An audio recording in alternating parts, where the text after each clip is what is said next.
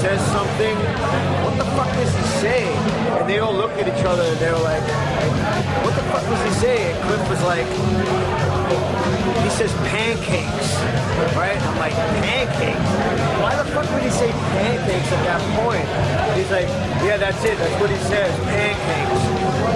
So for the rest of the tour, whenever that part would come, when they would play it live, Cliff would look over to me and he would go, pancakes. I still think of that to this day when they play Master of Puppets. It's right before Kirk's lead.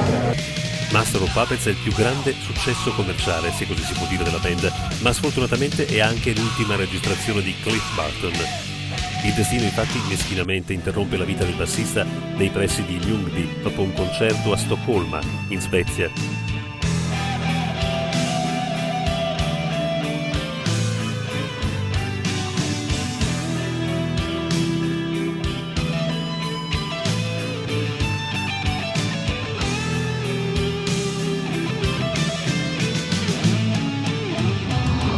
Ironia della sorte, quella di Stoccolma è una serata speciale per la band. È il primo concerto di James, tornato alla chitarra dopo essersi rotto il braccio sinistro facendo skateboard. La band suona benissimo ed è più unita e forte che mai. Quella sera, oltre al solito grandioso assolo, Cliff accarezza la platea anche con un intermezzo melodico dell'inno americano Star Spangled Banner.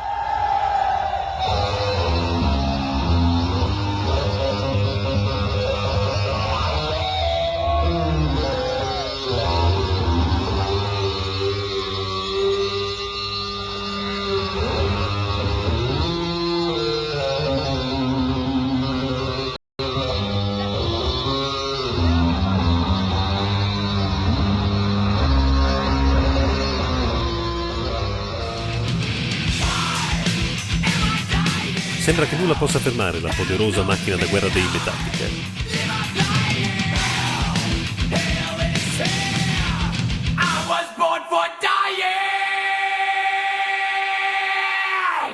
On September 27, 1986, the band was traveling by bus on the road between Stockholm and Copenhagen. It was a night like most of the rest of them on that tour. Play a show, hang out, drink, and stumble onto the bus. That night we were in Sweden. We were on our way to Denmark for a show. On that European tour, you know, we had a really bad bus. These particular buses weren't purpose-built that we have now. They have normal windows like a passenger coach, and the bunks are just bolted in. Then they put cardboard over the windows. Earlier that night, a friendly dispute between Kirk and Cliff over sleeping arrangements concluded with a draw of cards. The first card that Cliff picked was the ace of spades, and he looked at me and said, I want your bunk. And I said, fine, you take my bunk, I'll sleep up front. That's probably better anyway, you know? I went to bed before he did. The next thing that happened was, I just remember hearing these loud noises. Wes flipped and was rolling. Later on that night, at about 5 or 6 in the morning, I heard a skidding, I heard a vibration, and then this motion. I thought we were going off a cliff.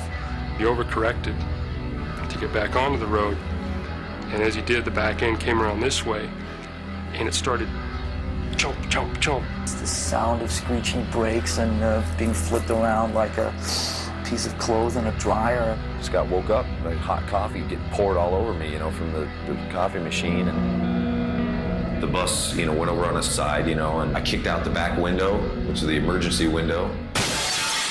You know, the bus was on its side. What happened? Is the bus gonna blow up?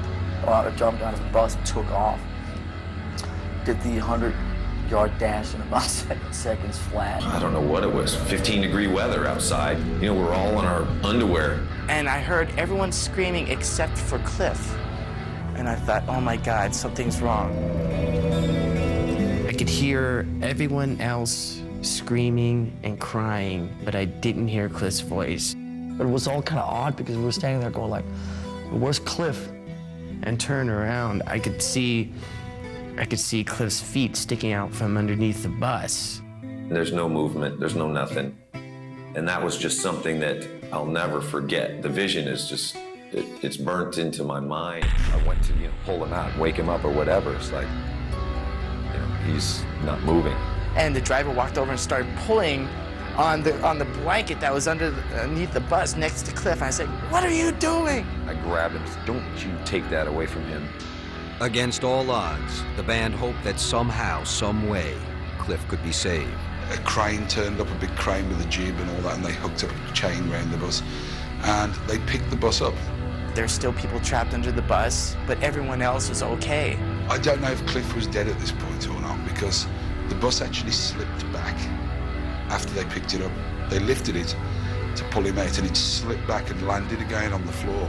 After that, I was in such shock that everything else for the next 3 or 4 hours, I can't even remember. Kirk and James yelling at the driver. "What did you do? What did you do?" What happened? You know, what's going on? You know, is this guy drunk or la la la? Oh, we hit some black ice. And I recall in my underwear, you know, and socks, walking for miles, looking for this black ice, walking back on. Where's this black ice? I don't see any black ice. And I wanted to kill this guy. I was gonna end him there. He just got thrown out the window, and boom, the bus landed on him. And basically, by all accounts, I mean, he never woke up. You know, to this day, I just think, you know, it could have been me, it couldn't have been me, but it's never left me to this day. You always feel protected on tour. Nothing bad can happen like this. It's not allowed. You know what I mean? This is rock and roll, man. Nobody dies, but they do, and it had happened, and it was hard to grasp that. Drinkers we were. We went back to the hotel and just drank, you know. I remember at 4 o'clock in the morning, I could hear James down on the street, drunk, screaming, "Cliff, Cliff, where are you?" And when I heard that, I just broke into tears, you know. There was also tragedy in rock this week. Metallica's bassist Cliff Burton was killed in a bus accident while the band was on tour in Sweden. He was 24. Metallica bassist Cliff Burton was buried on Tuesday in the San Francisco area. I remember the day when I heard the news of Cliff, because it was, I think, the biggest day of our life because of a band, because John and Marcia Zazzulo were in town to see us. We were trying to get a record deal. And you know, they had signed Metallica on Megaforce. So we were like, you know, that's a label we wanted to be with. And when they arrived, we noticed that they were really bummed out and they were really saddened. And they broke the news to us what happened. And we were just blown away, because here we are, our metal hero was, you know, killed, you know, the night before, and we were just like, it was so heavy to us. Metallica probably received the biggest blow, probably still to this day in their career. I'm sure they would say that, with the death of their original bassist, Cliff Burton. I was just about to go on KUSF, and I got a call, and it was KJ Doughton, their fan club guy, and he had just told me that Cliff Burton had died. They had a big accident in Sweden. And I went on the air, and I couldn't talk for a couple hours, and a lot of people had learned about it, and it impacted more people than any other event I can ever remember, because most people our age had never dealt with death, had never known anybody who died.